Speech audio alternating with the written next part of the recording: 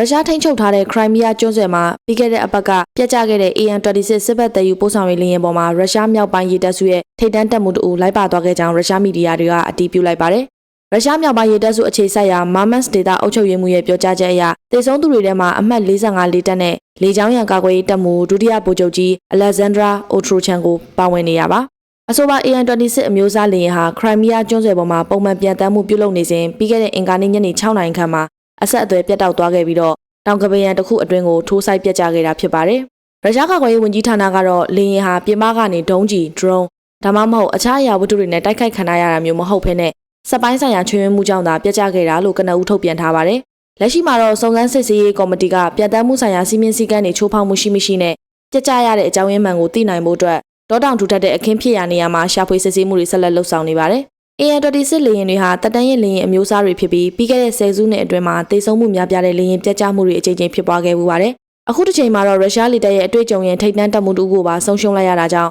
ဒါဟာရုရှားစစ်တပ်အတွက်ကြီးမားတဲ့ထိုးနှက်ချက်တစ်ခုဖြစ်လာနိုင်ပါတယ်။